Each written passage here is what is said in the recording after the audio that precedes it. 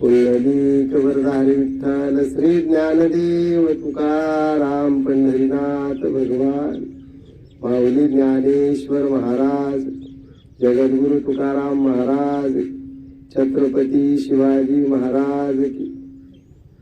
आता विश्वात्मकी देवी येणे वाग्यज्ञ तो शावे तो शोनी मज द्यावे पसाय दान हे महायोग पीठे तटी भीमरथ्या वरम पुंडरीकाय दातू मुनिम्रे समागत्य तीर्थस्य मानंद कन्नम परब्रह्मलिंगम भजे पांडुरंगम प्रमाणं भवाब्देरिदं मामकाना नितं मोकराभ्यो धृतो येन तस्मात् विधीर्तुरो सत्यं धृतो नाभिकोशम् परब्रह्मलिंगं भजे पांडुरंगम नागेंद्रहाराय त्रिलोचनाय भस्मांगरागाय महेश्वराय नित्याय शुद्धाय दिगंबराय तस्मै नकाराय नमो शिवाय। जयांची केली स्मरण होय सकळ विद्येचे अधिकरण तेची वंदू श्री चरण श्री गुरूंचे ते नमस्कार होऊन आता आता विश्वात्मके देवीने वाग्यज्ञ तोषावे तोषोनी मज द्यावे पसाय दान हे प्रस्तुत प्राप्त प्रसंगी प्रवचन रूपी सेवेसाठी घेतलेली ओवी जगद्गुरु जगद्वंद्य मराठी भाषेतील आद्य ग्रंथकार सकल विश्वाची माऊली कैवल्याचा पुतळा ज्ञानी यांचा शिरोमणी ज्ञानोबा रायांची 18व्या अध्यायातील 1792 क्रमांकाची आणि पसायदानाची पहिली निरूपणाला सुरुवात करण्यापूर्वी या ठिकाणी कैलासवासी कचरू गणपत गोरे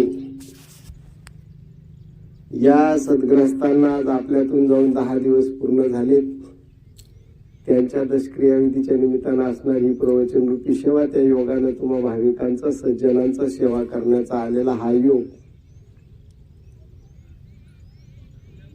जीवाला जन्माला आलं म्हणजे सृष्टीमधून जावं लागतं, कारण तो निश्चित आणि अंत्य मर्त्य स्वरूप घेऊन जन्माला येत असतो।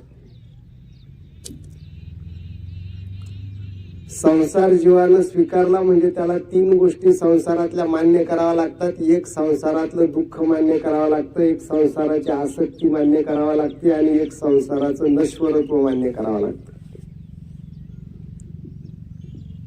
नश्वरत्व म्हणजे नाश पावणार आणि म्हणून त्या योगानं त्या न्यायानं कैलासवासी कचरू गणपत गोरे आपल्यातून जाऊन 10 दिवस झाले। संबंधितांना कुटुंबाला परिवाराला गावाला त्याच्या पाठीमागे त्यांच्या असणारी बहिणी मुलं बंधू आई या सर्वांना दुःख होणं जरी साहजिक गोष्ट असली तरी पण त्या दुःखाला पर्याय नसतो, कारण संसाराचं स्वरूप मुळात दुःखाचं आहे। तुम्ही संसार स्वीकारला, संसार या शब्दाचा अर्थ इथं प्रपंच घ्यायचा। देह हा पाचाचा उसना आणलेला असतो आणि जिथं उसनवारी असते तिथं दुःख असणारच। जे आपलं नाही त्याच्यावर सत्ता चालवली की दुःखाला कारण होते आणि जे आपलं असून दुसऱ्याला द्यायला सुरुवात केलं का तिथून पुढे सुख चालू होतं। व्यवहार असा आहे। एका अर्थानं दिवस भाग्याचा आणि एका अर्थानं दिवस दुःखाचा। तसा एकादशीचा दिवस चांगला असतो। त्यातून वद्य एकादशी पितृपक्षातली बऱ्याचशा ओव्या अभंग ग्रंथ चालणे नियमाप्रमाणे पाहुणी या ग्रंथ करावे कीर्तन आणि नंतर प्रसंग असा ठरल्यानंतर निश्चित करावं लागलं की या ठिकाणी जीवाला देवाकडे मागून उपयोग नाही। देवाला होऊन जीवाला द्यायची गरज नाही। जीवानं देवाकडे मागून काही उपयोग, कारण मागण्याची त्याची हिंमतच नसते, त्याची सत्ताच नसते देवावर तेवढी। आणि जीवाला मागितल्याशिवाय पर्याय नाही. नीट लक्षात घ्या, जीवाला देवाकडे मागण्याची हिंमत नाही आणि देवाकडे काहीतरी मागल्याशिवाय जीवाचं चालतच नाही. का चालेल? चालणारच नाही. म्हणून तर आपण गावात देवळं बांधून ठेवतो आणि रोज देवाचं दर्शन घेतो. कशासाठी? मागण्यासाठी देव आपण जवळ आणलाय, पण देव जवळ यायला तयार नाही. तुकोबाराय सांगतात, तुम्ही मागण्यासाठी आणलेला देव तुम्हाला काहीच देणार नाही, पण आम्ही देण्यासाठी आणलेला देव आहे, तो देईल. देव घ्या कोणी, देव घ्या कोणी. तुकोबारायांनी जो देव पकडून आणलाय तो देण्यासाठी आणलाय, आणि आपण जो मंदिरामध्ये बांधून ठेवलाय तो कशासाठी ठेवलाय? मागण्यासाठी ठेवलाय. आपण ज्याच्याकडे मागतो तो डोळे झाकून घेतो, आणि संत ज्या देवाला आणतात तो संतांना बळे देतो. मग व्यवहारामध्ये समकक्ष व्यवहार होत नाही, सजातीय व्यवहार होत नाही. जीव देवाकडे मागू शकत नाही, जीवाचं मागल्याशिवाय धकत नाही. आणि म्हणून मग असा जो प्रसंग असतो, अशा प्रसंगाला एकच पर्याय असतं, देवाच्या आणि जीवाच्या मध्ये संतांचं मागणं टाकावं लागतं. दुसरं कोणाचं चालणार आहे? आपल्याला जे सांगायचंय, आपल्याला कोर्टाची भाषा येत नाही, कोर्टाला जे सांगायचंय त्याची भाषा आपल्याला समजत नाही, आपण कोर्टाच्या भाषेत बोलू शकत नाही, कोर्ट आपल्या भाषेत ऐकू शकत नाही. मग दोघांच्या मध्ये काय टाकावं लागतं? एक वकिलाला टाकावं लागतं. तो आपल्या ज्या शिव्या आहेत त्या कायदेशीर करून कोर्टाला सांगतो, आणि कोर्टाचे जे कायदे आहेत ते गावठी करून आपल्याला सांगतो. तेव्हा कुठंतरी गडबड जमते. हा जसा साधा व्यवहारातला भाग आहे, तसा जीवाचं जे मागणं आहे ते प्रपंचाच्या अनुषंगाने, प्रपंचाच्या अनुषंगाचं मागणं परमेश्वर मान्य करत नाही. देवाचं जे देणं आहे ते मोक्षाच्या अनुषंगाने, मोक्षाचं मागणं जीवाला चालत नाही. आपल्याला मुलीचं लग्न व्हावं वाटतं, विहिरीचं काम व्हावं लागतं, काही ना काही संसार व्हावा वाटतो, आणि म्हणून आपलं मागणं संसाराचं, देवाचं मागणं मोक्षाचं, दोघांचा मेळ बसवायचा ठरला तर मध्ये कोणीतरी टाकावा लागतो. आणि तो मध्ये जो टाकलाय, जीवाचं एकच मात्र भाग्य बरं का मृत्यू लोकामध्ये. म्हणून मृत्यू लोकी व्हावा. जीवाला मृत्यू लोकामध्ये संत नावाचा वकील मोफत मिळतो.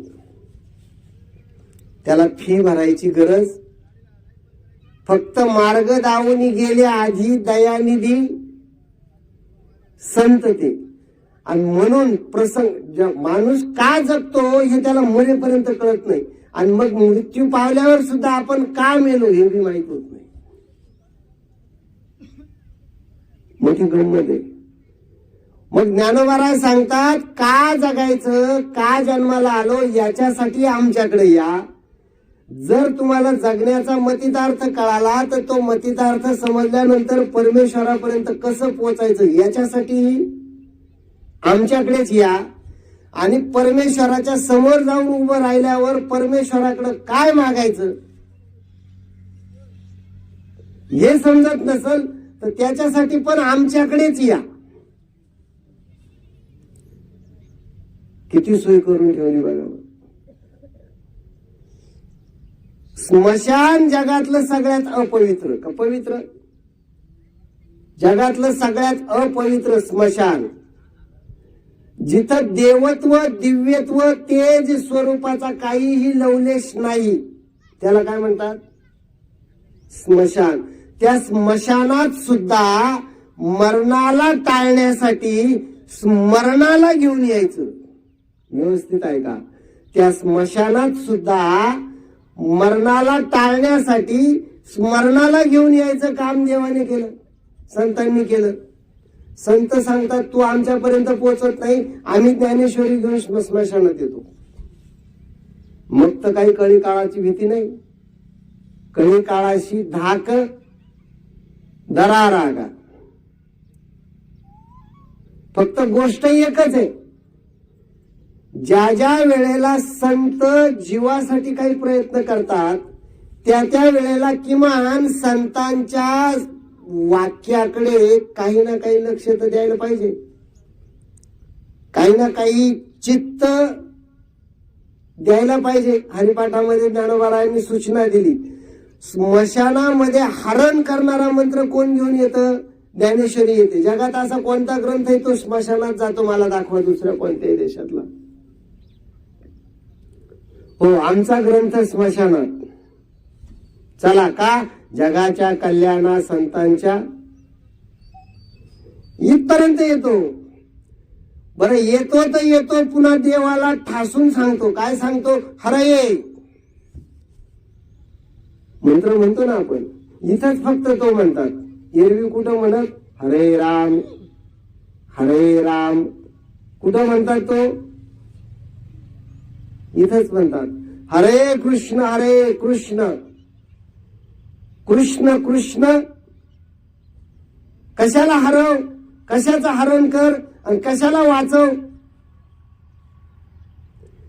देवा सात्विकाला वाचव आणि देवा जे दुर्गुणाचं भरलेलं आहे त्या दुर्गुणाला पण वाचव.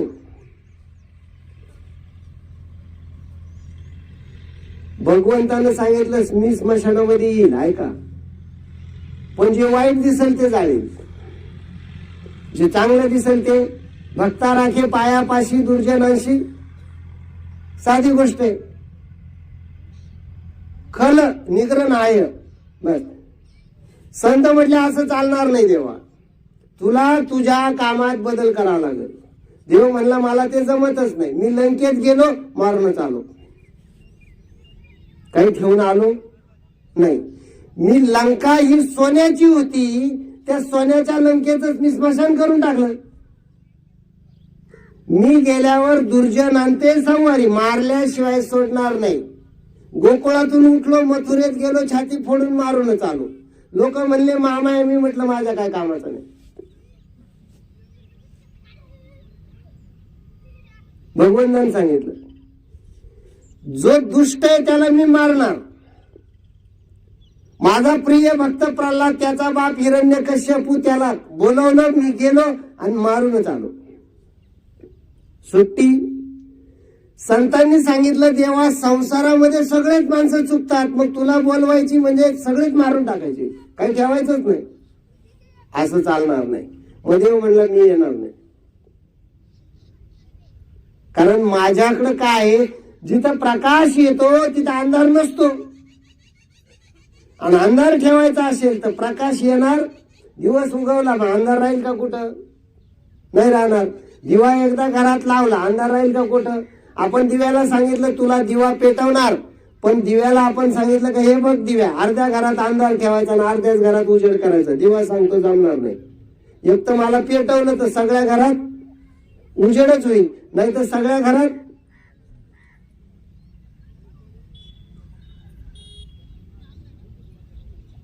ज्ञानोबारायांनी सांगितलं देवा असं जमणार नाही. भगवंत म्हणले ज्ञानोबा असं जमणार नाही, पण मला याच्यापेक्षा वेगळं जमत नाही. कसं जमवायचं ते सांग. ज्ञानोबाराय म्हणले देवा आमच्या राज्याची पद्धत वेगळी, तुझ्या राज्याची पद्धत वेगळी. मग या वेळेला तू तुझ्या राज्यातलं काय करायचं माहितीये का? तुझ्या राज्यातले सगळे शस्त्र त्यागायचे, तुझा अवतार शक्ती त्यागायची. तू फक्त आमच्या पाठीमागं उभं राहायचं, वाटपाय उभा, बाकीचं काही करायचं. राम अवतारातलं धनुष्य दे ठेवून, आता काही काम आहे का त्याचं? नाही. कृष्ण अवतारातलं सुदर्शचक्र दे ठेवून, आता काही काम आहे का त्याचं? प्रल्हादाच्या हिरण्यकश्यपूच्या अवतारातले नरसिंहाचे नख बाजूला ठेवून द्या, आता काही काम आहे का? अजिबात नाही. मग कसं यायचं? देव म्हणला ज्ञानोबा तुझा शब्द मोडता नाही येणार का? तू जेव्हा चाल म्हणतो त्यावेळेला मला तुझा शब्द मोडता येणार नाही, पण मग मी सशस्त्र जर आलो तर वाईटाला ठेवणार नाही, चांगल्याला ठेवील याची गॅरंटी. ज्ञानोबाई हुशार होते. ज्ञानोबारायांनी सांगितले असं यायचंच नाही. मग कसं यायचं? सुंदर ते ध्यान उभी विटेवरी, का धनुष्य घेऊन करी नाही, सुदर्शन चक्र करी, ब्रह्मास्त्र पाशुपतास्त्र काहीच नाही. मग काय? फक्त यायचं आणि विटेवरती उभं राहायचं. आणि आम्ही सांगितलं का ते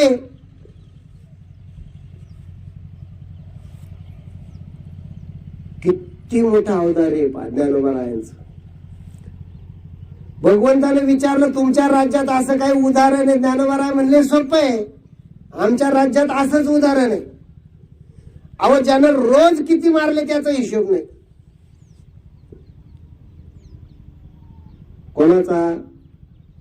वाल्या कोळ्याचा हिशोब आहे का? रोज किती मारले? मारणे सोडून त्याला दुसरं काही बोलता पण येत नव्हतं, इतके मारले.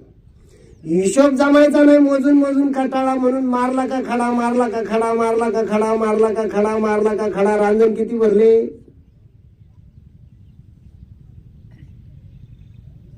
7. एवढे रांजण भरून टाकले त्याने, एवढे मारले. मला सांगा देवाशी गाठ पडली असती तर कसा मारला असता? चोपून मारला असता का नाही? पण भाग्यदशा त्याची नाही का, भाग्यदशा काहीची प्राप्त झाली. त्याची भाग्यदशा, त्याला नारद मुनी भेटले विना गळ्यात घातलेले. ज्ञानोबांनी सांगितलं आमच्या राज्याची पद्धत आहे. बरं भेटले तर भेटले, तो काय प्रेमाने बोलला का? धरलंच त्याने, गचाणलंच. कोणी म्हटलं? तू म्हटला नारद. मला काय जवळ देऊन टाक. नारद महर्षी म्हटले माझ्याकडे काहीच नाही विना सोडून. विना कळतो ना, ज्याच्यात दिसायला साठ्याला जागा असते पण त्याच्यात काहीच नसतं त्याला काय म्हणतात? विना. आपणही विनाच आहे ना. आपल्याकडे साठवायला जागा आहे परमेश्वरात, एवढा भोपळा आहे की नाही? परमेश्वर साठवण्यासाठी दिलेला. आणि ही जीभ म्हणजे त्याची तारा वाजणारी. पण आपणही विनाच आहे. याच्यात आपण काय साठवला? आपल्या बरोबर न येणारा संसार साठवला आणि आपल्याला उपयोगी असणारा परमात्मा मात्र विना. मग आपण म्हणतो ना हे हिरीच आलं, हिरीच जन्म आला. ज्ञानोबा म्हणले माझ्याकडे विना आहे पण पोकळ नाही, नाद आहे त्याच्यामध्ये. पंचप्राणाचा नाद भरलाय त्याला. 5 तारा जोडलेत. ज्ञान, अपान, उदान, प्राण, समान, पंचप्राणाच्या 5 तारा त्याला जोडलेत. आणि त्याला चित्त, बुद्धी, मन, बुद्धी, चित्त, अहंकाराचे मनी जोडलेत सुरात आणायसाठी. हे तारा तशा सुरात येत नाही, त्याला ते मनी जोडावं लागतात. त्याला ती खिटी बसवावं लागते, धरून ठेवणारी. ते पूर्वीच्या काळी आपल्याकडे खळं असायचं ना, खळं. आणि मग किती गरके मारायचे. मग ते काय करायचं शेतकरी? 10-12 बैल एकाला एक, एकाला एक, एकाला एक. आणि मध्ये काय असायचं? मध्ये एक खुंटा असायचा का नाही? आतल्या बैलाची कडी त्याला अटकून द्यायची, बरोबर. 12चे 12 रांगेत फिरायचे. सूत्र आहे का नाही? यानं फक्त कडाला. नारद महर्षींनी सांगितलं हा विना आम्ही त्याला खुंट्या केल्या आहेत आणि त्याच्यामुळे तो स्थिर राहतो, त्याचा नाद. तुकोबारायांचं वर्णन करताना तरी तुकोबाराय जेव्हा देवाचं भजन करायचं तेव्हा जिजाबाईने केलेल्या वर्णनामध्ये काय होतं तुकोबाकडं? तुकोबाच्या संपत्तीचं वर्णन करताना जिजाबाई सांगते फुटकाचं विना त्याला 2 तारा. नारद मुनींच्या विण्याला तरी किती होत्या? 5. पण याला किती? 2च. तुकोबाराय म्हणल्या उरलेल्या 3 तरी कशाला? का? ज्ञानाची तार जोडावी तर गर्व वाढतो.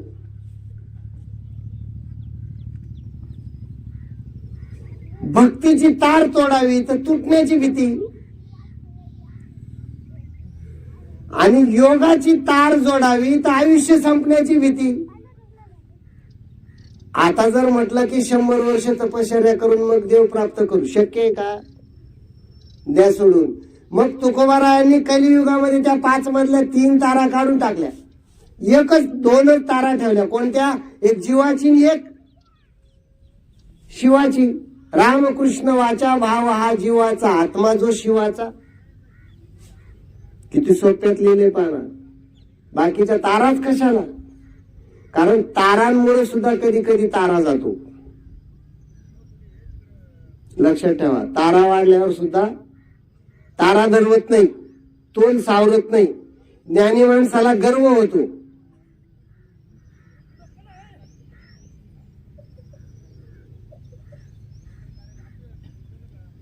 वाल्या कोळ्याने विचारलं, म्हणले नारदा, अरे तू म्हणतो हा विना, पण या विण्यामध्ये काय आहे?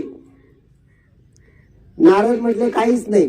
तू म्हटला तर काहीच नाही, आणि तू म्हटला तर? अरे म्हटलं मी घेतल्याशिवाय सोडत नाही.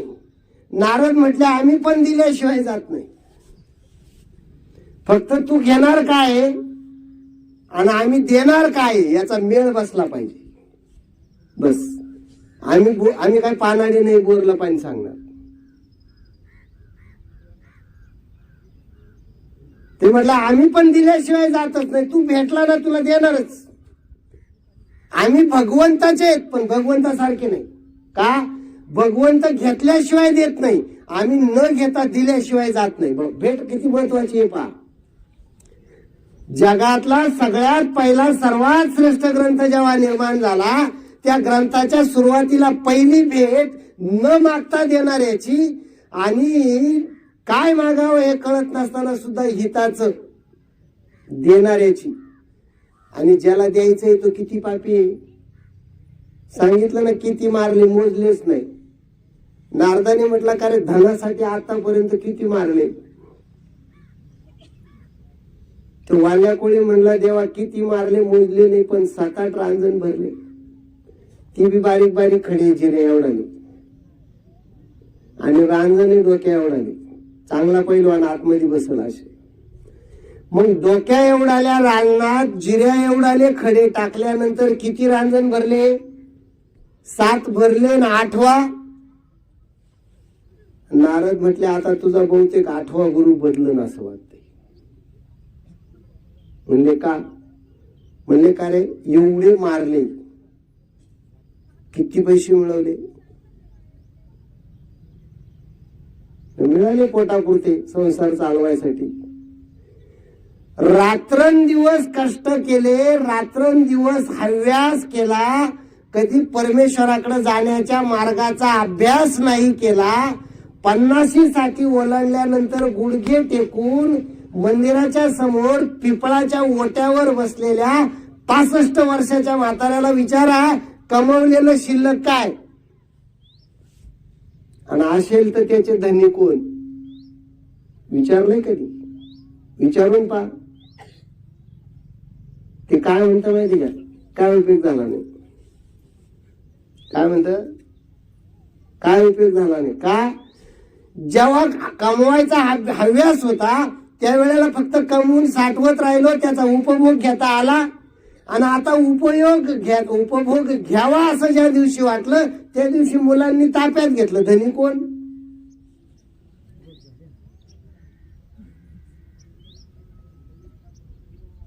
मग उपयोग काय? मग शिल्लक काय? नारदांनी विचारलं, 7 रांजण भरेपर्यंतचे मारले, एवढं धन जमवलं कोणासाठी? बरं, मूर्खाला मी स्वतः शहाण आहे असं वाटणं याच्यासारखं दुसरं दुर्दैव नाही. तो म्हणला येडा आहे का तू? तर स्वतःला ज्ञानी समजतो, गळ्यात विणा घालतो, कीर्तन करतो.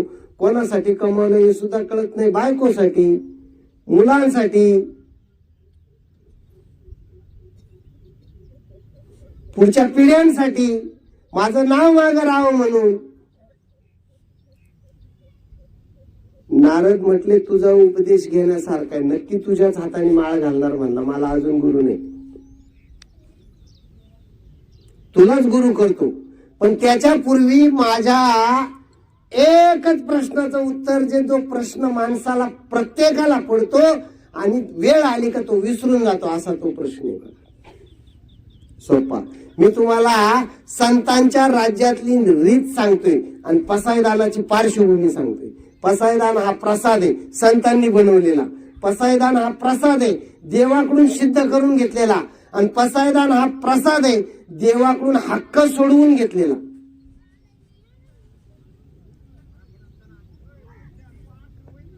पसायदानासारखा घास नाही, लक्षात ठेवा. आपण पितरांना घास टाकतो ना, संतांनी कोणाला टाकलाय? जीवाला, जीवासाठी. त्यांनी सांगितलं देवा प्रसाद तुमचा पण हक्क आमचा, आम्ही सांगू त्याला जो जे वांछील.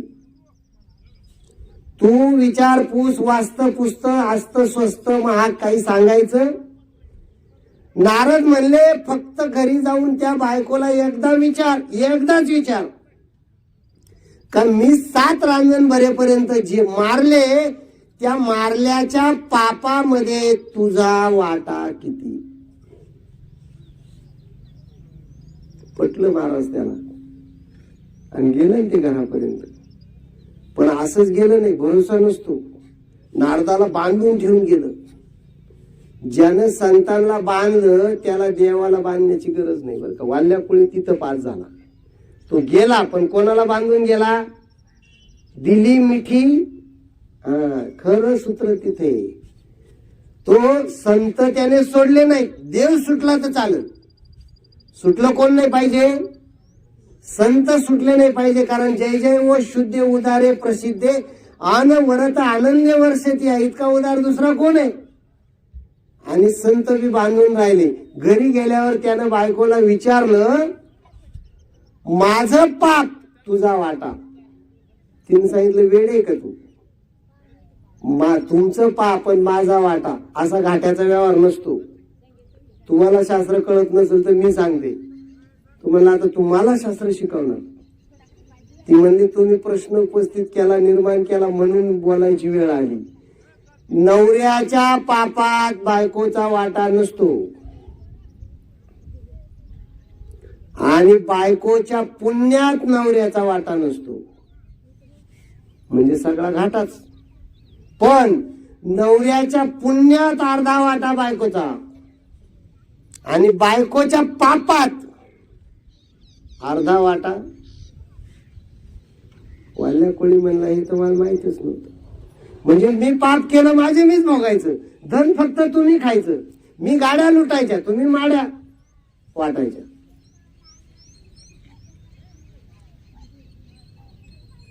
तिने सांगितलं शास्त्रच तसं आहे, नियमच तसा आहे. त्याला वाटलं ठीक आहे बायको तर परक्याची आहे, आई बापाला विचारू महाराज. आई वडिलांकडे गेला, त्यानं सांगितलं बाबा तू अजून आमचं कर्जच फेडू राहिला, तुझ्या पापाचा आणि आमचा काय संबंध आहे? तुला लहानाचा मोठा केला ते तर पहिलं फेड, मग बाकीचं. मग त्याला वाटलं बहिणी बंधूचा कळवळा ते तू जानशी दयाळा. जेव्हा लागली यमशृंखला तेव्हा दूर राहती. मुलांना तरी विचारून आपण बाप करी जोडी लेकराची ओढी. तुकोबारायाने लिहून ठेवले ना, स्वतः उपाशी मरत कोणाला खाऊ घालित, पोराला खाऊ घालित, स्वतः खारकावारी वाळत पोराला पैलवान करीत. आणि एवढं सगळं केल्यावर सुद्धा परिणाम काय? म्हातारपणी गचाड्या खायची वेळ येते. पोरांना विचारलं, त्यांनी सांगितलं आई वडिलांचं तुम्ही कर्ज फेडीत आहे ना, आम्हाला लहानाचं मोठं करताय, हे तुम्ही तुमचं कर्तव्य करीत आहे, आमचं काय संबंध? आम्ही काही तुला म्हटलंय का माणसं मारवून रांजण भरव? आणि मग आमच्यासाठी आण. हात्यार गळण रडत रडत कोणाकडे आलं? नारद महर्षींकडे. आणि म्हटला आत्ता माझं कसं होईल? ज्ञानोबरायांनीच लिहिले पहा तुम्ही. तुकोबरायांचं फार सुंदर आहे, कै मी उद्धार पावेन. त्याच्यापेक्षा सोपं तुकोबरायांचं आणखीन एक प्रमाण, ऐशे वर्म मज दावी नारायण. आता माझं कसं होईल? नारदांनी सांगितलं घाबरू नको, मी देवाचा अवतार आहे, पण देव नाहीये, तुला मारणार नाही, वाचवणार. देव असताना तुला मारलंच असतं रावणासारखा. सोडला नसता. देव असता तर तुला त्याने ठासलंच असतं, सोडलं नसतं. पण मी संत आहे, तुला वाचवणार, आणि ते बी सहज. अहो तो म्हणला सहज म्हणजे काय, पडिले वळण इंद्रिया सकळ पाप सोडून मला दुसरं काही करताच येत नाही. तुम्ही किती ओव्या शिकवा, माझ्या तोंडात शिव्याच. ज्ञानोबराय म्हटले, नारद महर्षी म्हटले घाबरू नको, 2च अक्षर फक्त.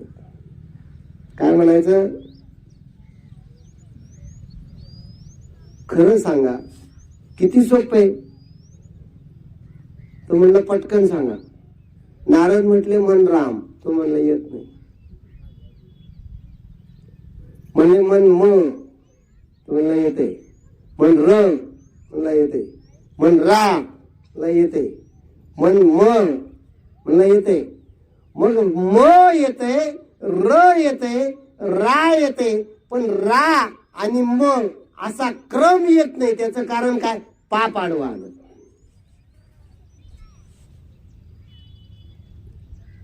पण त्याचं भाग्य एकच होतं बरं का, बहु अवघड असे संत भेटी, पण त्याला झाली. मला सांगा, आपण महाराष्ट्रात जन्माला आलो जिथं आपल्या अगोदर ज्ञानोबराय आले, आणि त्यांनी तेव्हापासून आपल्याला ओरडून ओरडून सांगितलं, अरे बाबा हो उठा जागे वारे. आता काय सांगायला पाहिजे सांगा. ज्ञानोबरायांनी तुम्ही त्या 9व्या अध्यायामध्ये ढोसलं. म्हणजे जे पोट्ट वेळेवर उठत नाही, परीक्षेचा टाइम असतो त्याला ढोसावं लागतं ना, त्याला ढोसून उठ कार्ट्या. तसं ज्ञानोबा 9व्या अध्यायामध्ये जीवाला ढोसतात, उठ. एक ओवी पाहते तर फार सुंदर. झडझडोनी वहिला निघ, ये भक्तीची या वाटे लाग, मग तू पावशी अव्यंग. अरे ज्ञानोबा म्हणतात, संसारामध्ये भावातून वेगळा निघण्यापेक्षा संसारातूनच वेगळा निघ. देवाचा सल्ला आहे, संतांचा सल्ला आहे, वेगळं निघायचं. पण कुठून निघायचं, संसारातूनच वेगळं निघायचं. संसार वेगळा नाही करायचा.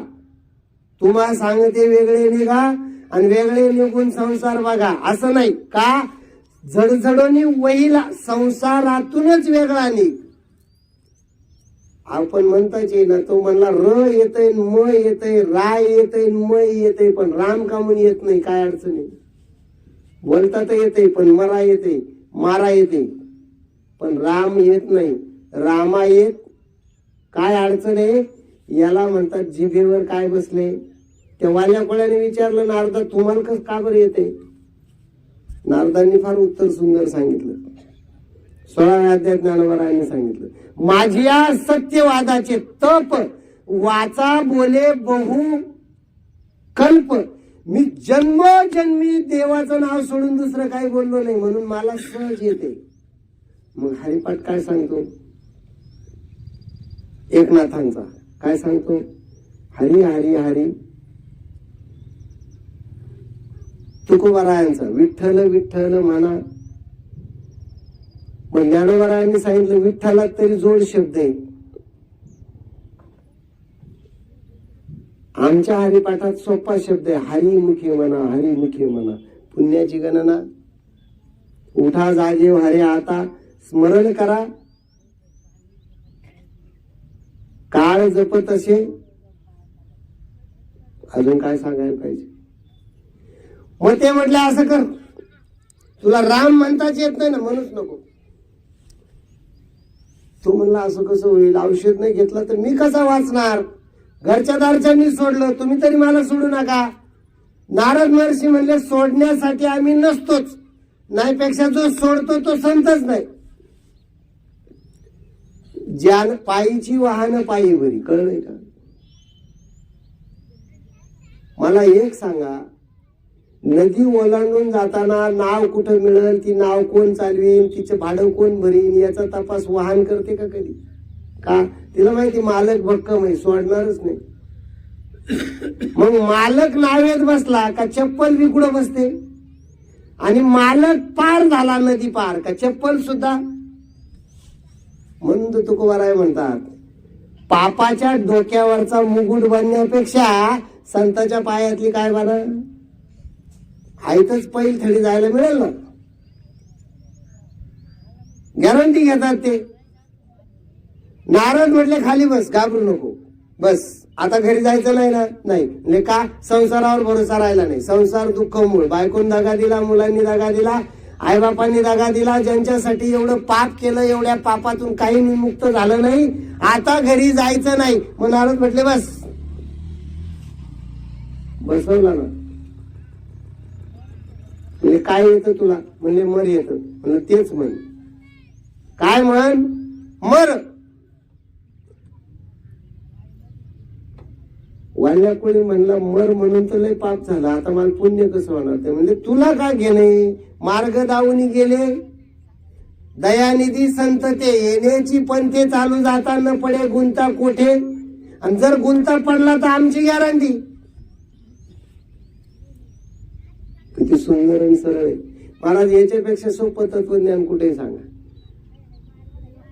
स्मशानात येणारा ग्रंथ कुठे, स्मशानात म्हटला जाणारा महामंत्र कुठे, मौतीत नाही वाचवता आला तर दहाव्याला येऊन त्याला मुक्त करण्याची व्यवस्था ठेवणारा संप्रदाय आहे का कुठं. बरं कोणती जातच नाही, पापच कर. ज्या पापाची प्रवृत्ती तुला झालेली आहे त्या प्रवृत्तीचाच पुन्हा पुन्हा उच्चार कर. त्याचं सुद्धा आम्ही रामनामात रूपांतर करतो. तुला फक्त मरच म्हणता येतं ना, मरच म्हण, फक्त सारखं म्हण.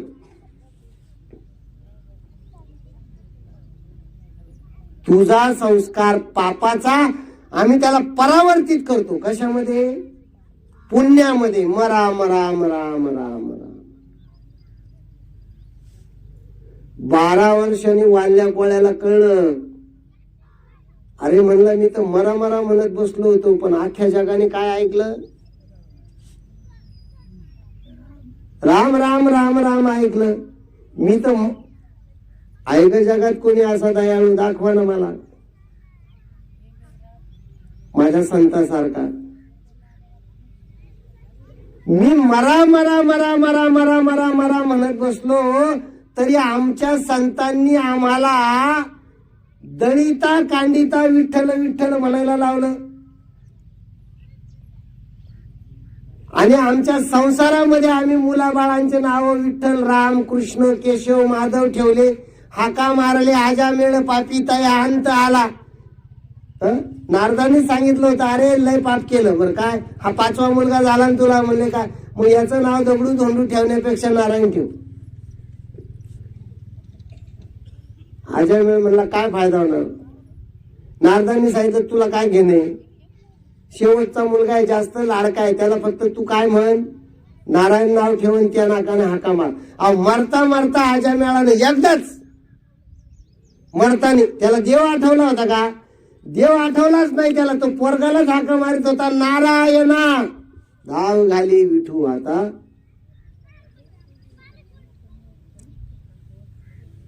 अहो ते यम लोकांचं विमान आलं ना आजा मेळाला, त्या बसून म्हणले याला नरक लोकांना न्यायचंय, लय पापी.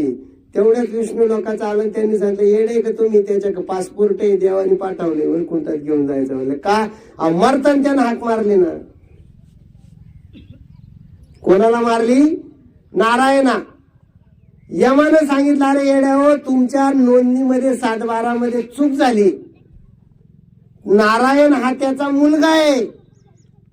मग तर विष्णू लोकातले एक दूत म्हटले नारायण जर त्याचा मुलगा असेल तर नारायणाच्या बापाला नरकामध्ये न्यायला तुम्हाला लाज वाटते का.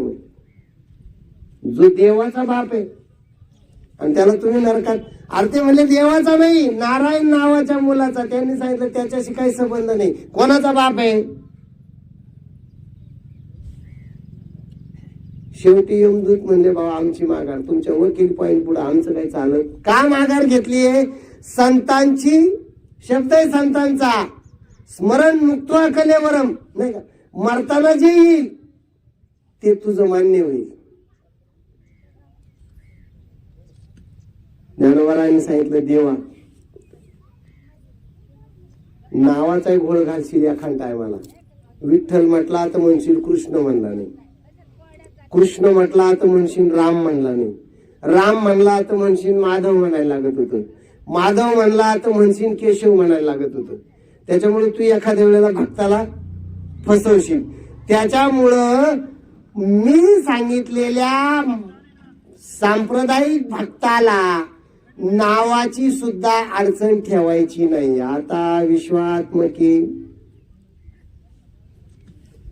तू ज्याचा आत्मा आहे त्या प्रत्येकाला सरळ, गडबड नाही, फसण्याची जागा शिल्लक ठेव. तू ज्याचा आत्मा आहे त्या प्रत्येकाला तू मुक्त केलं पाहिजे. आता विश्वात्मके देवे येणे वागेदने काय झालं, त्र्यंबकेश्वरच्या गुहेमधून पांचाळा पैल मेरूच्या शिखरी एक योगी निराकारी मुद्रा लावून खेचेरी प्राणायाम बैसला आणि प्रदक्षिणा विठ्ठल पंत ज्ञानोबारायन ती जेव्हा तिथं गेले 4 मुलांसह विठ्ठल पंत, त्यावेळेला वाघाच्या रूपानं माया निर्माण करून निवृत्तीनाथाला गहिनीने आतमध्ये नेलं. नीट ऐकावं का मूळ सूत्र तुम्हाला. जेव्हा गहिनीनं निवृत्तीला आतमध्ये नेलं, ब्रह्मज्ञान दिलं, सांगितलं, निवृत्तीनं विचारलं मला तर याचा काही उपयोग नाही. नाम मनुष्य, मी ब्राह्मण नाही, क्षत्रिय नाही, मनुष्य नाही, वैश्य नाही, शूद्र नाही, चिदानंद रूपम शिवोहम. मला ह्या ज्ञानाचं गाठवण कशाला दिलं?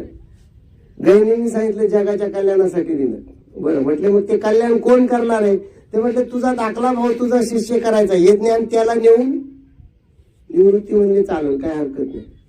आणि मग गहिनी प्रसादे निवृत्ती दातार ज्ञान उचललं, ज्ञानोबाकडे आणलं. ज्ञानोबाने सांगितलं मला तुझा शिष्य व्हायचंय दादा, हे तुला कोणी सांगितलं? बघा बर का, म्हणजे बळच दिल्यावर डोक्याला ताण होतो. ज्ञानोबारायांनी सांगितलं मला नकोच आहे तुमचा नाथपंथ. निवृत्ती म्हणलं मला तरी कुठं लागत होता, माझ्या गुरुने दिलाय, तुला द्यायला सांगितलंय. चोजविले बरं का, निरोप तुका म्हणे मज धाडीले. म्हणलं आणीतच नव्हतो, पण ते 200 वर्ष गुहेमध्ये बसलं ना माझी वाट पाहत आणि माझ्या गळ्यात घातलं. म्हटलं त्याला नेऊन दे, आणि तू नाही म्हणतो, आता काय करायचं? ज्ञानोबांनी सांगितलं तुमच्या नाथपंथाचा प्रॉब्लेम असा आहे, देव भेटायसाठी तुमच्या अटीले ब्रह्मचारी राहा. आम्हाला तर लेकर बाळ, आम्हाला संसार, आम्हाला येरी बारवा, आम्हाला मुली बाळी, हे सगळं पाहावं लागणार. तुमचं ते एक काट्याचा खेळा लोखंडाचा उभा करा आणि त्याच्यावर डाव्या उजव्या पायाचा अंगठा ठेवा आणि त्याच्यावर 12 वर्ष उभं राहा, ते बी हिमालयामध्ये एवढ्या बर्फामध्ये, नुसती हवाच प्यान, नुसते वाळलेले पानच खान, जमल का आपलं? जमल आपलं? परत नेऊन द्या म्हणले. दुसऱ्या दिवशी निवृत्तीनाथ उठले, परत गहिनीनाथाच्या गोळीमध्ये गेले, म्हणले हे तुमचं तुम्हाला परत घ्या. म्हणले का? ते घेत नाही पुढचं. गहिनीनाथाने ध्यान लावलं ना अंतर्ज्ञानाने पाहिलं, म्हटलं लहान आहे पण साधा नाही, देव अवतार घेऊन आलाय, असाच आपल्याला फसणार. मग त्याने विचारलं म्हणतंय काय? निवृत्तीनाथांनी सांगितलं म्हणतंय म्हणजे सांगितलं ज्ञान घेईल म्हणते, पण तुमचं नाव ठेवणार नाही म्हणते. तुमचं नाव चालणार नाही, तुमच्या अटी चालणार. मग यारे यारे लहान थोर याती बोलते नारी नर, करावा विचार न लगे चिंता. कानोपात्रे सारखी वेश्या आली तरी मुक्त करून टाकील, वाल्या कोळ्यासारखा दरोडेखोर आला तरी त्याच्या हातावर प्रसाद देईल. अस्पृश्य येऊ द्या, ब्राह्मण येऊ द्या, ज्ञानी येऊ द्या, मूर्ख येऊ द्या, शहाणा येऊ द्या, वाढवा येऊ द्या, ॲडव्हान्स येऊ द्या, येडा येऊ द्या, गाव पेटवणारा येऊ द्या, नाही तर गाव इजावणारा येऊ द्या, प्रत्येकाला सारखं देता येत असेल तर द्या, नाही तर तुमचं ज्ञान गाठोडं बांधा आणि पेटीत घालून कुलूप लावून टाका म्हणलं. अहो ते म्हणले किती वर्षाचं? म्हणलं 15च. म्हणलं 15 वर्षात इतकं डेंजर बोलते, माझ्याकडे घेऊन या. म्हणलं येत नाही, तुमच्याकडे सुद्धा येत नाही का? ते म्हटलं मला गरजच काय त्याच्या दर्शनाची. ज्याला जगाची काळजी आहे त्याला देवाच्या दर्शनाला गरज नाहीये, देवाला त्याच्या दर्शनाची गरज आहे. वाट पाये उभा, आषाढीच्या दिवशी पांडुरंग कटेवर हात ठेवून असा मानवर करून करून पाहायचा बर का. समोरचा एक भक्त होता, त्याला थोडी मूर्ती काढल्यासारखी वाटली, तो म्हणला देवा काय गडबड आहे? आम्ही 36 तास झक मारली, तिथपर्यंत आलोय तुझ्या पाया पडायसाठी. आणि आम्ही तुझ्या पायाकडे खाली डोकं ठेवून, नजर ठेवून, लक्ष लावून, हरी हरी म्हणून त्याला मिठ्या मारतोय. तू मानवर करून तिकडं मागे कुठं पाहतोय?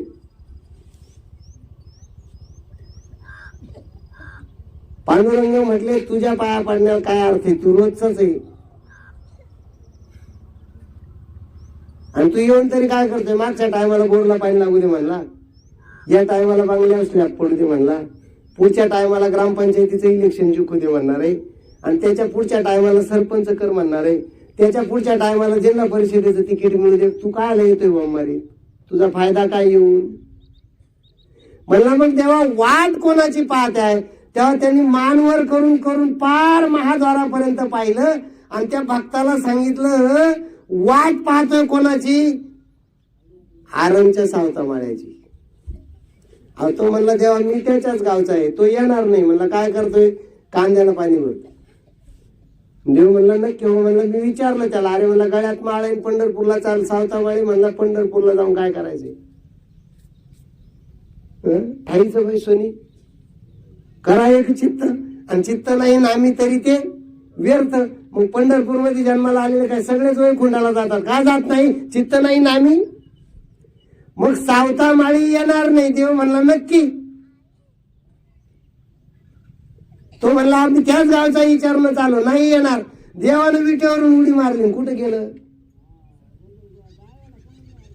आरंगला. अरे हा म्हणला देवा मला पायात पडते. मला तुझी काही गरज नाही, वाट पाय उभा.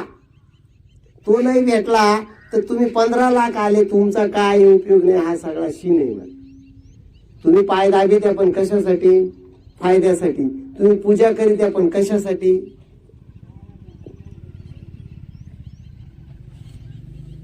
गहिनी म्हणला असं आहे का? निवृत्ती दादा आता हे मी तुला दिलेलं ज्ञान घेऊन जाय आणि त्याच्याच हातात दे. निवृत्ती दादाने सांगितलं ते तुझं बी नाव ठेवीत नाही, माझं बी नाव ठेवीत नाही. पुन्हा पा नंतर पुन्हा मनशान गुरु परंपरेचा भंग झाला, नियम मोडला, आणि असं झालं तसं झालं, आणि ते तुझ्या दर्शनाला सुद्धा येत नाही. तुम्ही नोंद दाखवा मला का ज्ञानोबाराय गहिनीनाथांच्या दर्शनाला गेले. आहे कुठं नोंद? आहे कुठं नोंद? आखी ज्ञानेश्वरी उलटी पालटी करून वाचून दाखवा मला कुठं मच्छिंद्र गोरक्षाच्या नावाचा उल्लेख केला? गरजच नाही. मग गैनीने सांगितलं जसं मागतोय तसं दे, पण त्यालाच दे. बर का? आपण म्हणतो ना जसा असेल तसा नाही, पण त्यालाच संग दे. तसा तुला सावकार रुपड्या वाहणार नाही. कारण का? तो सावकाराचा वाणिकिनीचा जावई, आणि तुझे मागचेच पैसे निम्मयाच बुडेले. तुला सावकार कर्ज देईन परत? देईल आपल्याला कर्ज परत? नाही. पण जसा भेटल तसा सावकाराचा जावई जर संघ नेला आणि त्यानं सांगितलं मामा याला द्याच, देईल का नाही? का देईल? नाही तर वाणिकिनीची पोरगी घरी येईल, जावयाचा अपमान होईल. सावकार जसा वाणिकिनीच्या मुलीच्या संसाराला जपून धनामध्ये तोटा झाला तरी त्याच्या शब्दासाठी सण करतो, तसं हे ज्ञान ज्ञानबालाच द्या. कारण का?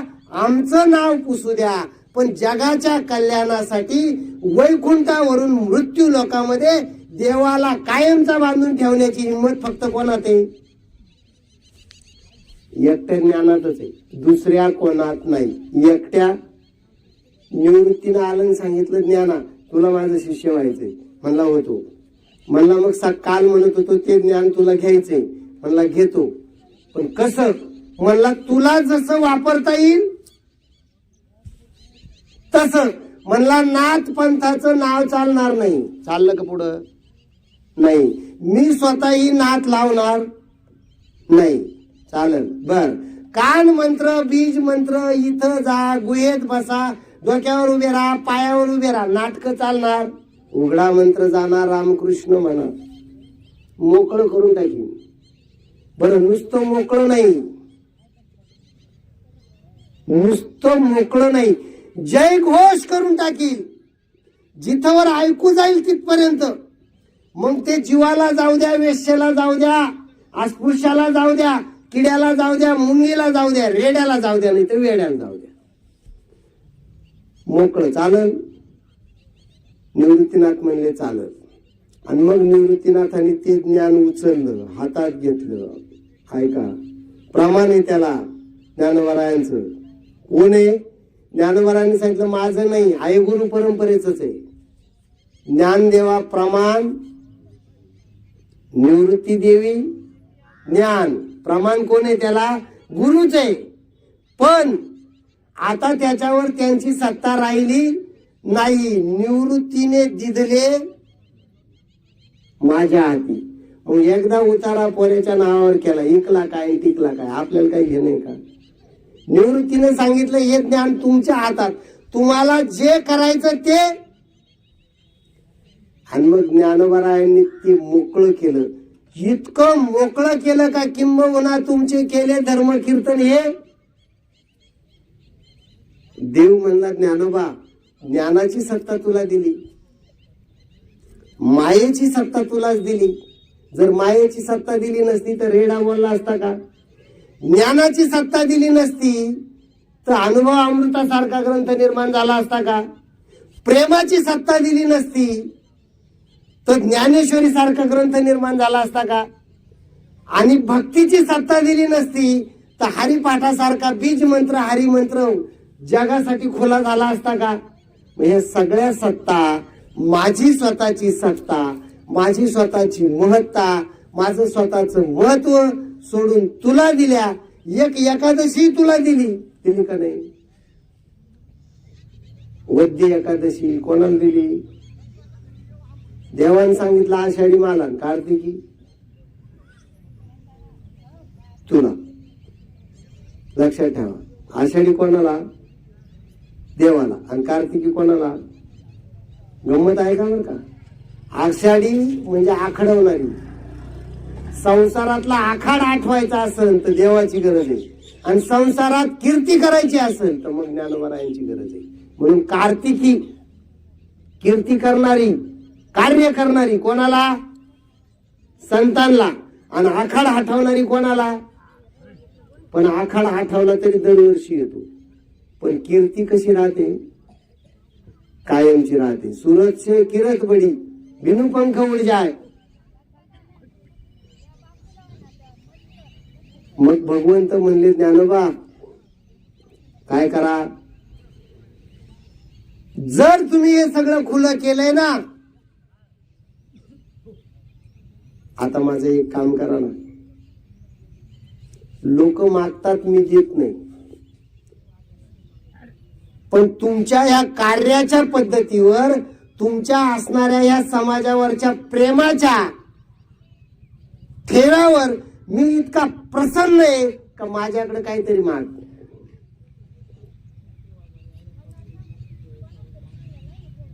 ज्ञानोबारायांनी सांगितलं देवा ज्ञानासाठी मागितलं, भक्तासाठी मागितलं, योग्यासाठी मागितलं, संसारिकासाठी मागितलं, पण संपूर्ण ग्रंथामध्ये पाप्यासाठी काहीच मागितलं. देवा तुला द्यायचंय ना, मग जे ज्ञान मला पंथ ज्ञान होताना माझी आठ होती तीच आठ आहे.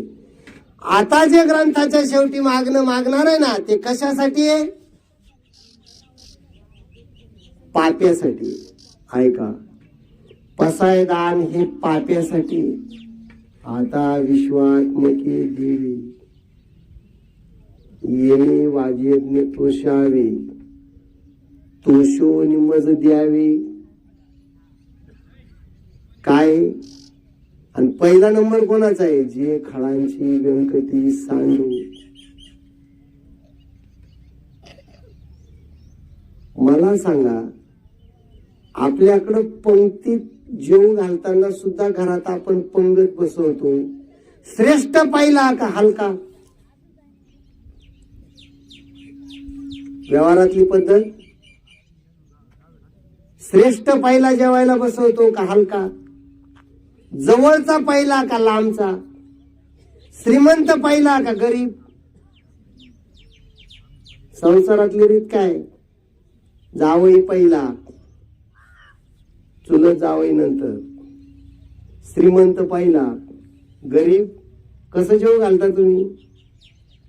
सख्य पहिले. लग्नातलं माहिती ना तुम्हाला? शाली सख्यायला आणि फडके. तीन प्रकारचे उपारणे कशाला आणायचे मला सांगा ना तुम्ही. सक्का भाऊ आहे आणि चुलत काय?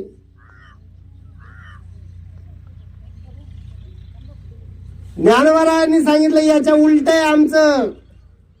वाईट पहिला, जे खळांची व्यंकटी सांग. देवा, ज्याला पुण्य करायचं कळतंय, ज्याला ज्ञान मार्ग सापडलाय, ज्याला भक्ती मार्ग सापडलाय, ज्याला योग मार्ग सापडलाय, तो तर तुझ्याकडे येणारच आहे. पण ज्याला सापडणारच नाही. एक म्हातारी 4 मुलं होती. एक कलेक्टर झाला, एक तहसीलदार झाला, एकदम आमदार झाला आणि एक पांगळ होत. आणि म्हातारी 70 वर्षाची जखड झाली. पांगळ्याला कोणी पोर देईना आणि म्हातारी शहरात कलेक्टर का जायना.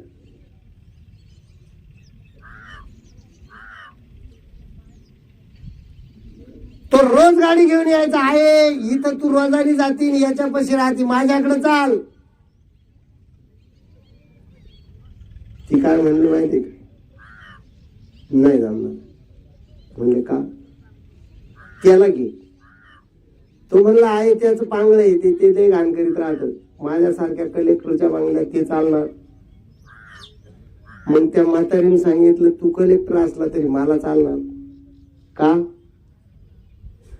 ते माझं पांगुळ आरुष रुपडे शब्द आहे का?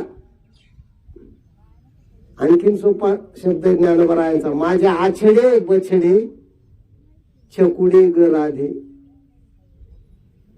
ते मला सर्वात प्रिय आहे, कारण त्याला पाय नाहीयेत. त्याला त्याच्या इच्छित स्थळापर्यंत पोहोचवण्यासाठी माझ्या पायाची गरज आहे. माझ्या जीवात जीव आहे आणि माझ्या शरीरात प्राण आहे. तोपर्यंत मी त्या पांगळ्याला सांभाळणार आहे. तू कलेक्टर असला, आमदार असला, तहसीलदार असला, मला तुझ्याशी काही घेणं. मला त्याच्याबरोबर उपाशी राहू दे, नाही तर मला भाकर मिळाली तर पहिली त्याला खाऊ घालीन आणि मग मला जे खळांची व्यंकटी. ज्ञानोबरायांनी सांगितलं देवा, संसारामध्ये वेडलेले, गाडलेले, नडलेले, आडलेले, चिडलेले, पेटलेले, हाटलेले यांच्यासाठी पहिलं. तुकोबारायांसाठी मागायची काही गरज आहे का? विसोबा खेचरासाठी मागायची काही गरज आहे का? विसोबाकडे मुळात आहेच अक्कल नाही, गर्व जास्त. अल्पज्ञान परिगर्व शिरोमणी. पसायदानाचं महत्व मुख्य कळलं. पहिली ओवी कोणाची आहे? खळ पापाची. कोणाची आहे? पापाची. जे पापी आहेत, जे ठरून परमार्थाचे विरोधक आहेत. खळाचा अर्थ असा असतो, खळाला ज्ञान असतं पण खळाच्या मनात द्वेष असतो, म्हणून खळ शब्द वापरला ज्ञानोबरायांनी. खळाचा अर्थ असा आहे, जो कळून सुद्धा पुण्य करत नाही आणि जो ठरून पाप करतो. आता इथून चालताना समोरच्या एका सज्जनाला पाय लागला, चुकून लागला, पाया पडला, हा खळ नाही बर का. पण काही माणसं त्या गर्दीतून जाताना ठरवतात का सरपंचाला लात लावूनच जायचं. त्याला काय म्हणायचं? खळ. त्याला काय म्हणायचं? खळ. जगातला सगळ्यात मोठा खळ सांगू का तुम्हाला? धनुष्य कोकांडी पडलं तेव्हाच कळलं होतं ना आपली नीची कुंडळी जुळत नाही का. पुन्हा बामण पाहायची गरज होती. बर, पुन्हा बामण पाहायची गरज असण्यापेक्षा जगातला सगळ्यात मोठा ब्राह्मणच तो होता. त्याच्यासारखं ज्योतिष कोणाला कळत होतं? दशग्रंथी ज्योतिषी.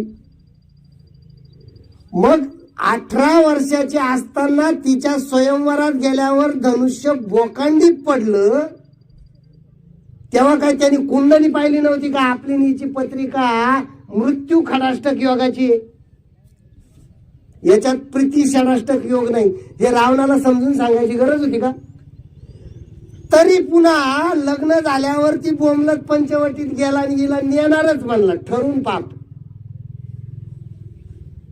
याला म्हणायचं खळ. ठरून पाप. एखादा माणूस नाही म्हणून मंदिराला देणगी देत नाही, आणि मी बी सांगतो कर्ज काढून देऊ नये, पण केवळ तुम्ही कमिटीवर आहे म्हणून मी देणार नाही. नाही तर पैसे आहे, इतके पैसे का अख्खं मंदिर बांधून देईन, पण द्यायचे. याला म्हणायचं ठरून पाप. असा ज्ञानोबरायांनी त्यांचा बी नंबर लावला उपासाय दानामध्ये. काय काय दया आहे मला सांगा ना तुम्ही. दुर्योधन जंगल दिलं का नाही, साफ करून घेतलं पूर्ण. इंद्रप्रस्थ झाल्यावर म्हणला द्यायचं. बोलून घ्या. खोटाच खेळ, खोटेच फासे, खोटाच खेळणारा, सगळं खोटच उभं करून पुन्हा लुबाडलं. ठरून देव म्हणला यांना मी मारतो यार, छाती फोडून मारतो, लातानी तुडून मारतो, जाळून मारतो. तुम्हाला माहिती का, लंकेमध्ये इमारत तर ठेवली नाही, पाया सुद्धा ठेवला नाही. भगवंतानी लंकेचा पाया सुद्धा ठेवला. सोन्याची काय केली? राख. तुम्ही जाळून दाखवा सोनं मला. देवान जाळलं. जाळलं का नाही? आपल्याच्याने सोनं जळतं का? सोनं जेवढं जाळलं तेवढं तेजस्वी होत असतं. पण देवानं लंकेची माती करून दाखवली, राख करून दाखवली, आणि अंगाला फासून हिमालयावर बसला. का? खळ. ज्ञानोबरांनी सांगितलं देवा तुझं राज्य गेलं, आता माझ्या राज्यामध्ये खळाची व्यंकटी सांडो, नाही तर मी तुझा भक्त नाही आणि तू माझा देव नाही. तुझं नावही नको, तुझं गावही नको, आणि तुझ्यासारखा मनामध्ये आडी ठेवून खुन्नस उगावणारा देव पण नको. इतकं करारा भांडण जगाच्या इतिहासामध्ये देवाबरोबर करणारा कोणी मला भक्त दाखवा. मग देवानं विचारलं मी तुला कसा पाहिजे ते तरी सांग. कसा पाहिजे? ज्ञानोबरायांनी सांगितलं राजस सुकुमार मदनाचा पुतळा. कसा पाहिजे? राजस पण सुकुमार. राजा पाहिजे पण प्रेमळ पाहिजे. मारणारा नको, फोडणारा नको. राजस सुकुमार मदनाचा पुतळा, रवी शशी कळा. इतकं तेज पाहिजे का सूर्याचे डोळे दिपले पाहिजे. पण ते तेज कसं पाहिजे? पसायदानातले दृष्टांत पहा तुम्ही. मार्तंड ते सूर्याचंच पाहिजे, पण तापहीन, चटके नाही दिले पाहिजे. मार्तंड जे तापहीन, चंद्रासारखा शीतळ पाहिजे, पण दाग नाही पाहिजे, कलंक नाही पाहिजे. परिसासारखा नको. मग या संतांचे देणे कल्पतरुहुनी दुने.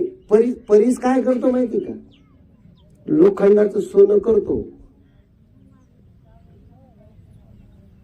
पण लोखंडाचा परीस करीत नाही का? करतो.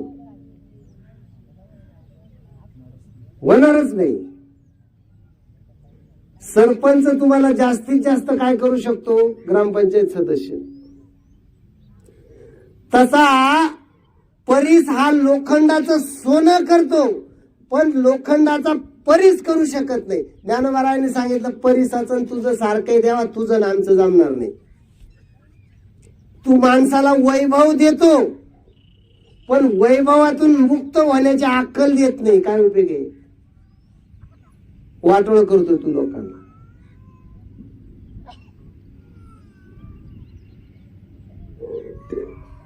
ज्ञानोबरायांनी सांगितलं देवा ते नाही. मग काय, पहिले खळ मुक्त करायचे, जे खळांची व्यंकटी सांडू, आणि नुसते त्यांचं पापच नष्ट नाही करायचं, मग त्यांना सत्कर्माला लावायचं. देव म्हणलं मी तर असं याच्या आधी ऐकलं नाही. भगवंताला सांगितलं, ज्ञानोबरायांनी ऐकलं म्हणजे काय, तुझं रामायण कोणी लिहिलं? तुझा जगामध्ये एवढा बडीवार, एवढी कीर्ती जगामध्ये गाजवली त्या वाल्मिकीनं. तो वाल्मिकी पहिला कोण होता? जगातला सगळ्यात पहिला खळ. मग आम्ही कसा केला संत त्याचा? तू काय सारखंच उठलं का मारायचं, उठलं का मारायचं, उठलं का मारायचं? ते चालणार नाही. तया त्यांच्याच घरी सत्ते. कोणाच्या? खळांच्याच घरी सत्ते झाले पाहिजे. तया सत्कर्मी रती वाढू, भूता परस्परे पडू. मैत्र जीवाची. खळ हा समर्थ आहे, पण ठरून पाप करणार आहे. आता दुसऱ्या ओळीमध्ये दुसरा हा समर्थ घेतला त्यांनी. पहा दुसरा, दुरितांचे तिमिर जाऊ. दुरित हा असमर्थ आहे आणि वाट कळली तरी त्याच्यात चालण्याचं सामर्थ्य नाही. त्याला दुरीत म्हणतात बरं का. अन्न समोर दिसतंय, भूक लागलेली आहे, पण त्या अन्नापर्यंत जायची सुद्धा त्याच्या पायात शक्ती नाही. त्याला दुर्हित म्हणतात. हितापासून तो दूर आहे, हिताची जागा त्याला दिसते, पण त्या हितापर्यंत पोहोचण्याची शक्ती त्याच्यात नाही. ज्ञानोबा काय सांगतात, पांगळ्या पोराला पाठीशी बांधून आई जेवणापर्यंत पोहोचवली का नाही, हे काम माझे. दुरितांची तिमिर जाऊ, विश्व स्वधर्म.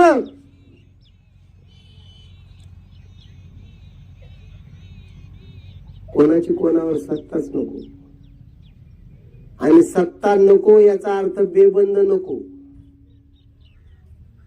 ते बेबंदी कशी असते माहिती का? त्या ह्या भागात कुठं पूर्वी चोरकौठ गाव आहे ना, ते चोरकौठ पूर्वी वावीच्या राज्यात यायचं. आणि त्या वावीला एक राजा होता, परशुराम कवीच्या काळातली गोष्ट. परशुरामी आपल्या आवडी अभंगापेक्षा आपल्याला जास्त आवडती का नाही, ठसक्यात. तिला काय म्हणतात, परशुरामी. तो वावीचा राजा होता ना. राजा सकाळी सकाळी फिरायला निघाला.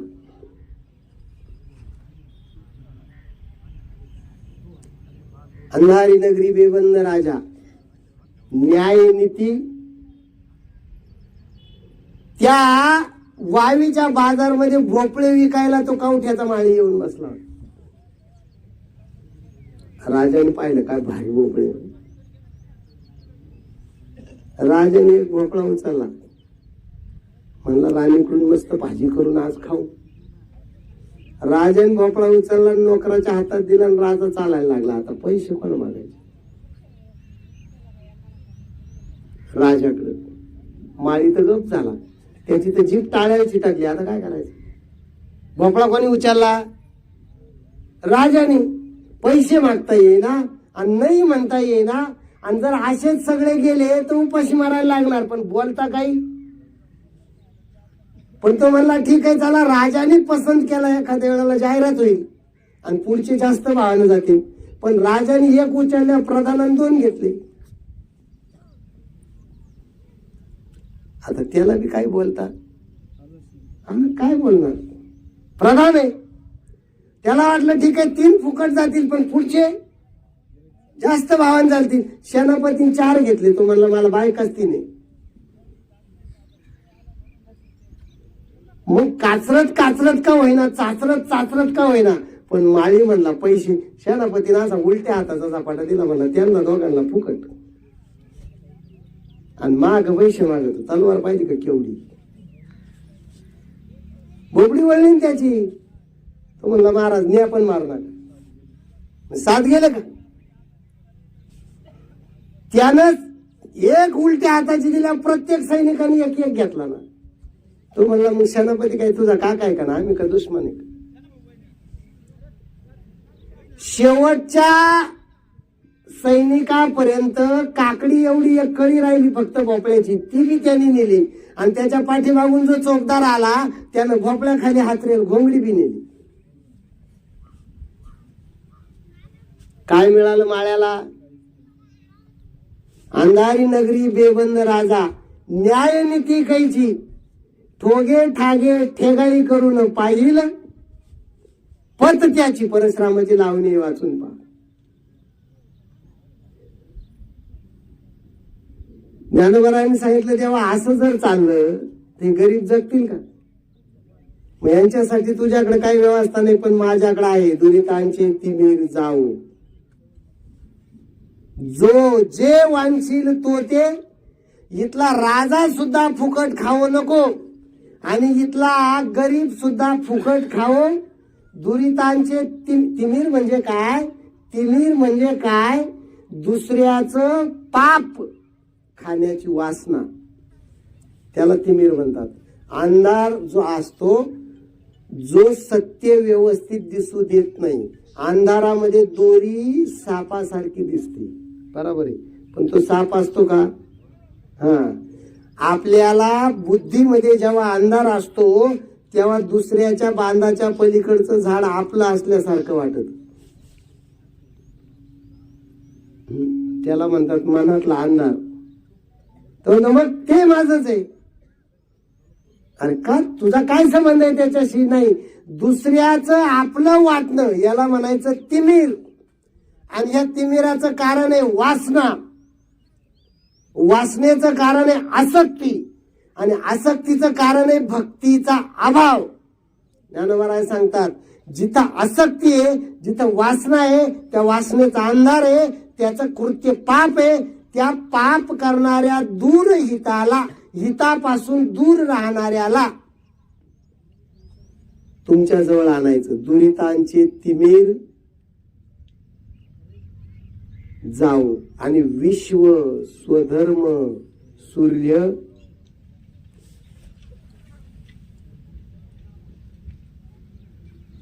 बलरामाला देवाने सांगितलं, बलरामाला माहिती का तुम्हाला? शेष म्हणला का रे सारखाच माझ्या बोकांडी बसवतो, म्हणजे तू जसा जन्माला आलाय तसा मी तुझी गोदडी. तुला यशीची गरज नाही, तुला ऊन लागून देत नाही, छत्री माझीच. असं नाही माझच, माझा काय उपयोग आहे? नीट ऐका बरं का. मग देवानं सांगितलं या टायमाला इथून पुढे तुला सोडणार नाही, आणि प्रत्येक वेळेला जुळा बरोबरचा म्हणून नाही.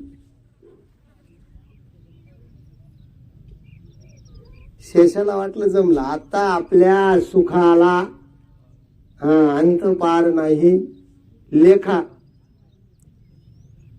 महाराज पहिल्यांदी बरोबर नेलं, 14 वर्ष उपाशी मारलं.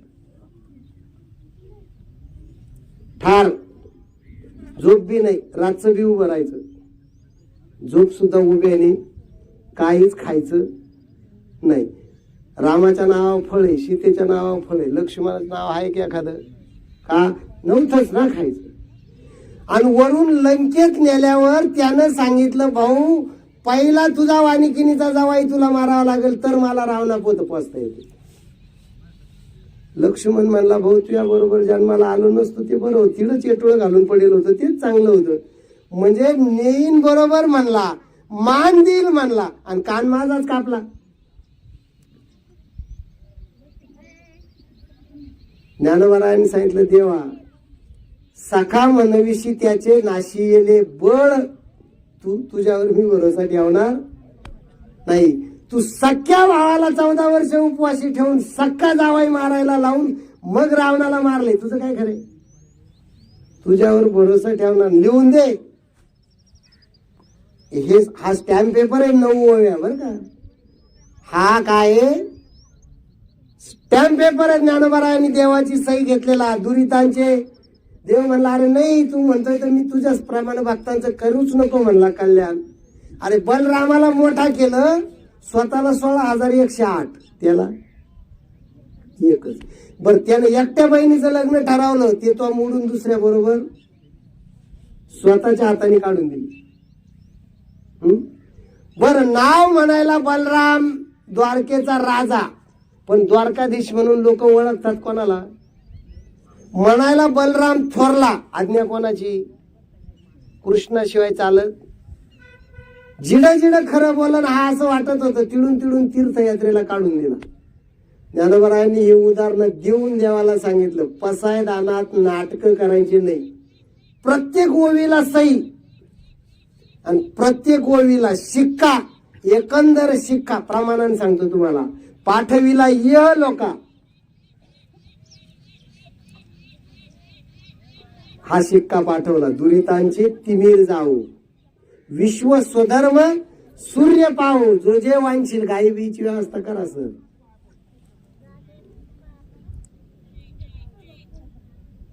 जो जे वांछील तो ते लावू. अशा प्रकारानं ज्ञानोबारायांनी देवाला बांधून घेतलं. पहा, पहिली ओवी नाम साधर्म्यानं वाद होऊ नये त्याची काळजी घेतली. आता विश्वात्मके देवी, प्रसन्न झालो असं देव म्हटला म्हणून मागितलं. ज्ञानोबारायांनी स्वतः मागितलं, मागितल्यावर मात्र गुतवलाच.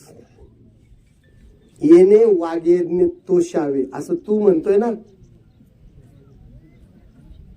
आणि देवाने सांगितलं ठीक आहे ज्ञानोबा, तू म्हणतोय तर देतो. ज्ञानोबारायांनी सांगितलं नुसतंच नाही, म्हणजे शब्दानं नाही, उदाहरणानं नाही, व्याकरणानं पण पक्क पाहिजे. कारण तू मोठा गोळ घालणार आहे. तू व्याकरणात माणसं फसवली. ती आई माईची बायको होती, ते भोंग्यांनी कोरून फसवलं तिला. ज्ञानोबारायांनी सांगितलं, पहा तू मला द्यायचं, हा झाला वर्तमान काळ बर का. 8 वव्या तुम्ही पसायदानाच्या. आपलं लक्ष कशाकडेच नाही. आपल्याला जगात 2 गीतांचा अर्थ अद्याप कळलेला नाही. एक म्हणजे ज्ञानोबारायांचं मागणी गीत म्हणजे पसायदान, आणि एक म्हणजे भारताचं राष्ट्रगीत जनगण मन. कायमचं म्हणतो का नाही? निम्म्या मास्तराला अर्थ येत नाही. तुमच्यावर काय रोसून होते?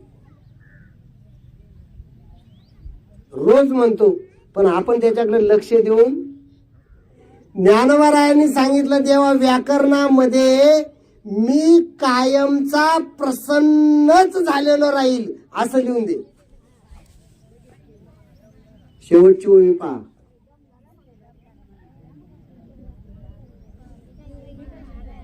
कसं लिहून दे?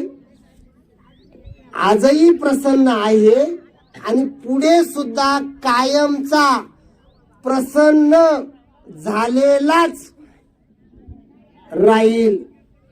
हेच म्हणे श्री विश्वेश्वराव, हा होईल दान पसाव आणि येणे वरे ज्ञान देव सुखिया.